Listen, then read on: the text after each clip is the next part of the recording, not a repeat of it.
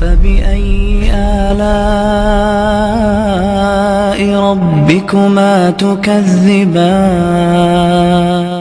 تمہیں سب سے پاک گھر کی مثال دیتا ہوں، سب سے پاک جوڑا نبیوں کے بعد علی و فاطمہ۔ ہمارے نبی گھر میں آئے بیٹی کے تو اب تھوڑا غمگین بیٹھے، آپ نے کہا کیا ہوا؟ کہا میرا اور علی کا جھگڑا ہو گیا۔ کہا علی کدھر ہے؟ کہیں باہر نکل گئے۔ تو آپ نے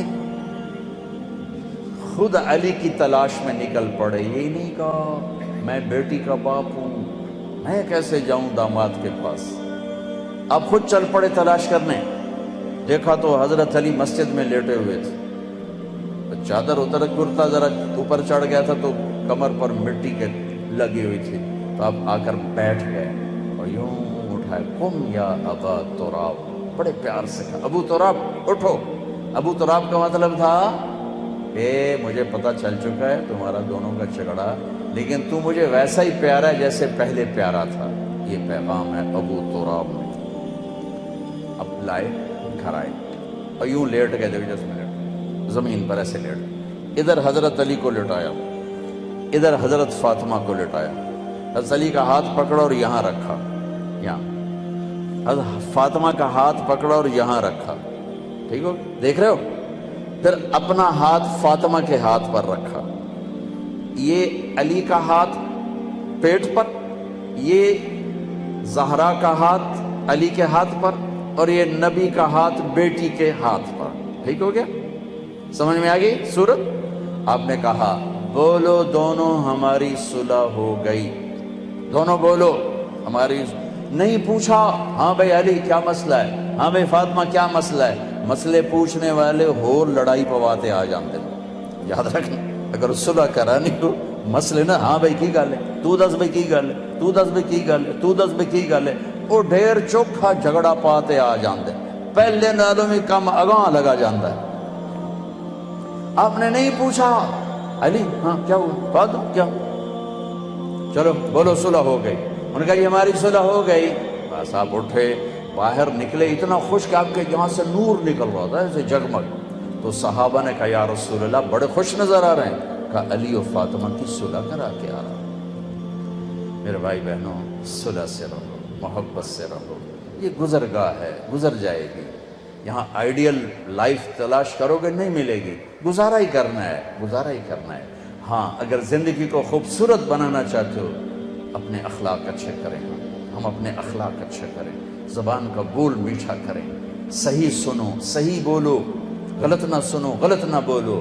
دیکھو انسان سب سے زیادہ اپنے آپ سے پیار کرتا ہے، سب سے زیادہ اپنے آپ سے پیار، اپنی وجہ سے ہر ایک سے لڑتا ہے، بیوی سے، بچوں سے، ماں سے، باپ سے، بھائی سے، تو تم چاہو گے کہ اپنے آپ کو گندا کرو؟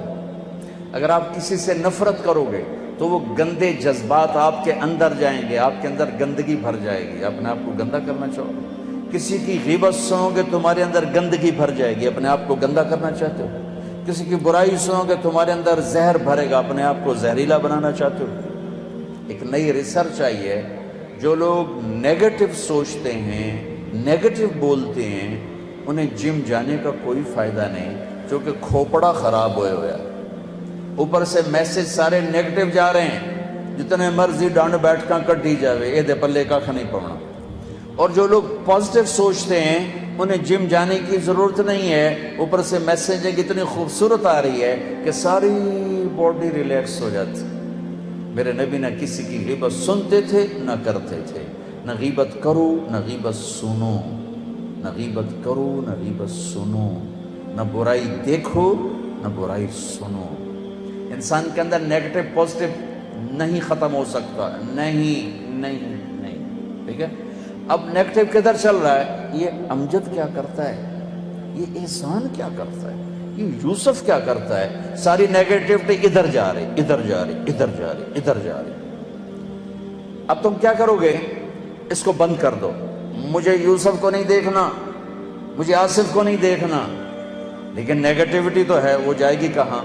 اب تمہارے اوپر اللہ کا احسان ہوگا، پھر اللہ تمہیں اپنے نیگیٹو دکھانا شروع کر دے گا، تمہاری جو نیگیٹو طاقت ہے نا وہ تمہارے اپنے عیب دیکھنا شروع کر دے گی، جب تم اپنے عیب دیکھو گے تو پھر تمہیں اپنے آپ کو بنانے کا فکر پیدا ہو جائے گا، فکر پیدا ہو جائے گا، فکر پیدا ہو جائے گا، اور تمہیں اپنے عیب نظر آ جانا اللہ کی بہت بڑی بلیسنگ، بہت بڑا انعام ہوگا۔ ورنہ لوگ غفلت کی موت مر جاتے ہیں، اپنے آپ کو اچھا سمجھتے سمجھتے اور اوروں کو برا سمجھتے سمجھتے۔ میرے نبی نے فرمایا کسی کے برا ہونے کے لیے اتنا ہی کافی ہے کہ دوسرے کو حقیر سمجھے۔